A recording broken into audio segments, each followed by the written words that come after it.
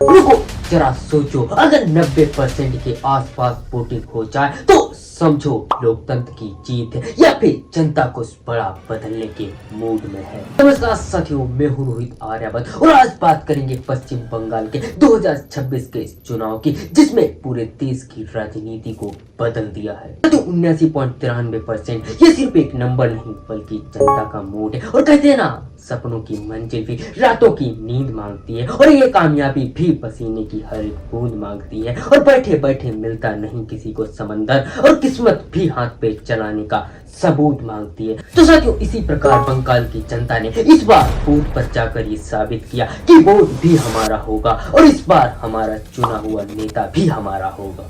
साथियों, अब आता है सबसे बड़ा ट्वीट, SIR। साथियों, बंगाल में करीबन 91 लाख नाम हटाए गए। अगर उसी में आपका भी नाम लिस्ट से हट जाए तो आप क्या करोगे? साथियों, ये सिर्फ एक टेक्निकल इशू नहीं बल्कि हमारे हक और अधिकार की बात है। तो अब बात कर लेते हैं TMC वर्सेस BJP की, जहां TMC ने लक्ष्मी भंडार जैसी योजनाओं से ग्राउंड पर अपनी अच्छी पकड़ बनाई है। दूसरी तरफ BJP ने भी सुरक्षा मुद्दा और घटनाक्रम जैसे मुद्दों से अपनी अच्छी पकड़ बनाई हुई है। साथियों, अब चुनाव टक्कर का है, देखना तो जब होगा जब इसका रिजल्ट आएगा। साथियों, सबसे बड़ा कंफ्यूजन वाला वोटर TMC और BJP के बीच वो वाला है जो बाहर से वोट डालने के लिए आया है। साथियों, वो वोटर नहीं जो आप समझ रहे हो, जो अपने घर से बाहर काम कर रहे थे लेकिन वोटिंग के टाइम वो बूथ पर गए और अपने हक और अधिकार को दिखाया। साथियों, वो अपनी मर्जी से आए या फिर उन्हें किसी ने डराया, इसे आप भी कमेंट बॉक्स में बता सकते हैं। साथियों, अगर ऐसा कुछ भी नहीं हुआ और इलेक्शन एकदम फ्रेश और उसका रिजल्ट एकदम फ्रेश,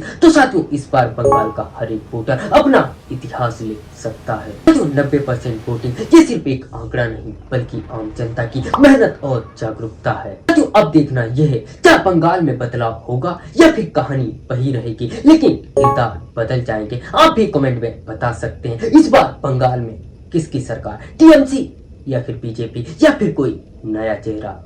धन्यवाद।